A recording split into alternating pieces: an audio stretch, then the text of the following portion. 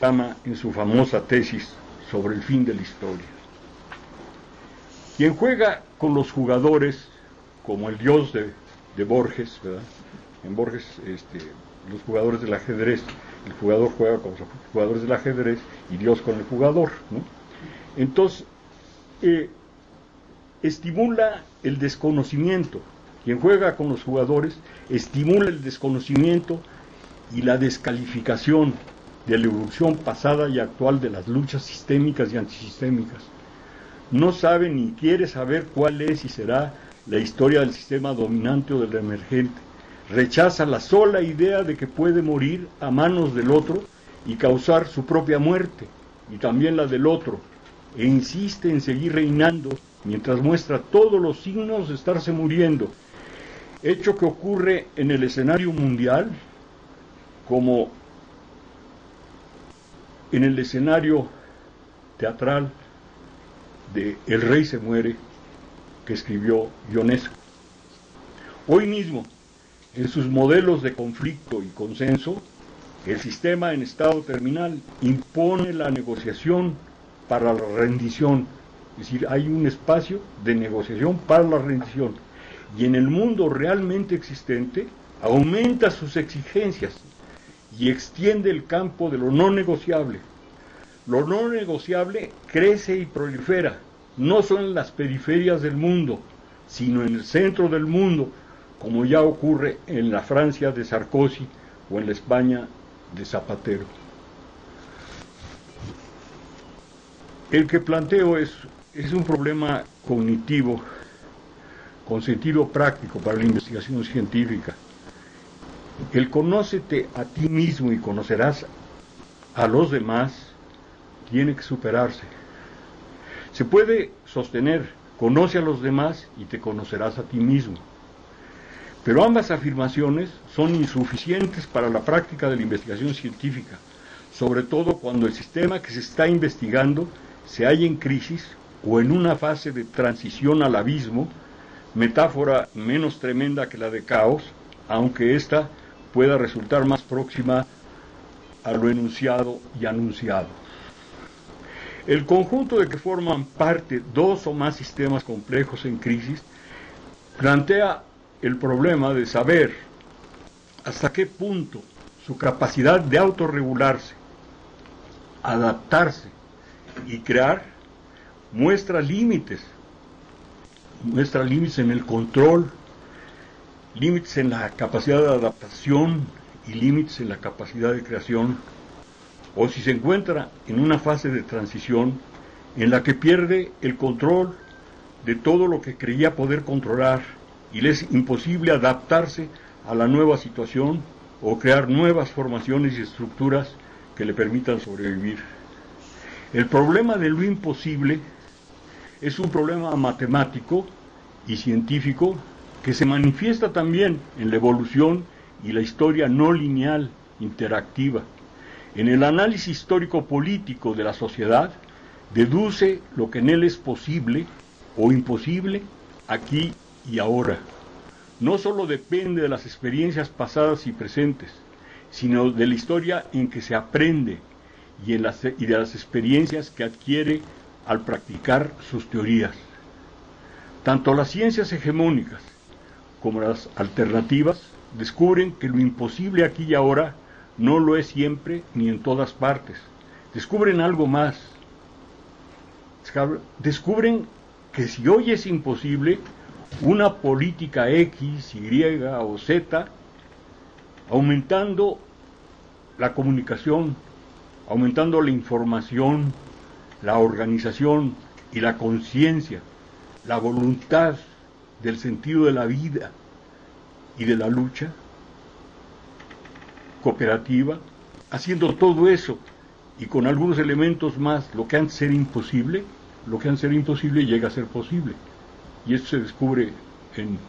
todas las ciencias hegemónicas y alternativas.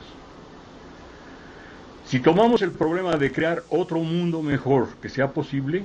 la construcción del propio creador de ese mundo plantea la necesidad de comprender sus relaciones de causa-efecto, sus situaciones varias de conocimiento y acción, y las formas más idóneas, de acuerdo con el saber y la experiencia histórica, universal y local, para iniciar la construcción, la creación. En una sociedad tremendamente desigual como la nuestra, me refiero a la mundial, estos problemas siempre se plantean a través de un grupo promotor o de avanzada, que por todas las experiencias anteriores debe combinar la organización de núcleos y de redes, y debe sacar de la cárcel retórica para llevar a la práctica la necesidad de que la construcción y defensa de la alternativa sea de todos, es decir, que no emplee la palabra todos retóricamente, sino, bueno, todos, ¿qué es todo y cómo vamos a hacer eso? A partir de la organización, de la voluntad y la conciencia de otras avanzadas que ya proliferan entre las bases. Vengan de arriba y se vayan con los de abajo, o sean de debajo de por sí, es una expresión, de debajo de por sí. Las avanzadas tienen que ser capaces, en los actos, de impulsar la educación y difusión de conocimientos, voluntades, causas, objetivos y medios, en esos procesos de educación interactiva a los que Paulo Freire estudió de manera magistral. La educación interactiva, moral, política y científica tiene que proponerse sin descanso el que todos preserven conocimientos y saberes, todos, en un proceso que no se quede en la educación-aprendizaje de masas y de líderes, y en la educación de los líderes, sino que plantee el objetivo hoy posible de que la inmensa mayoría de la población alcance la cultura más avanzada, incluyendo sus propios saberes y el saber universal. Y aquí vuelvo a los planteamientos más generales. Todavía hoy, como vemos, la preconcepción del sistema como uno no solo predomina en las ciencias económicas normales a que Kuhn se refirió, sino en numerosos textos del pensamiento crítico, científico y alternativo, que manifiestan o invocan su identidad marxista en medio de las más distintas posiciones y diferencias. En ellas, una fuente fundamental de este tipo de errores y de límites es la interpretación del mundo a través de los textos sobre el mundo, de los textos de los clásicos. No se lee el mundo sin invocar a los clásicos como prueba de que se está bien, que es una forma muy antigua de validar la interpretación de lo que se dice. Y hay otra fuente que no es menos importante, y es aquella que sostiene que la estructura determina a la superestructura. En un determinismo inaceptable y contrario al propio pensamiento de las relaciones contradictorias de sus autores originales y de la evolución histórica de esas relaciones. Entonces, por todos lados vemos estos obstáculos, aunque me concentro más en este momento en los que vienen de las ciencias hegemónicas, que muestran estar muy lejos de resolver las amenazas entrópicas y que de hecho se vuelven parte de la entropía del sistema de dominación y acumulación, y además del sistema terrestre, amenazas cada vez más presentes en el pensamiento crítico y alternativo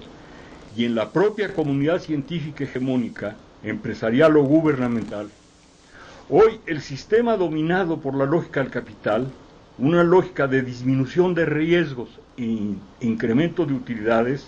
para las megaempresas, tanto en la economía como en la guerra, hoy ese sistema enfrenta conflictos internos y externos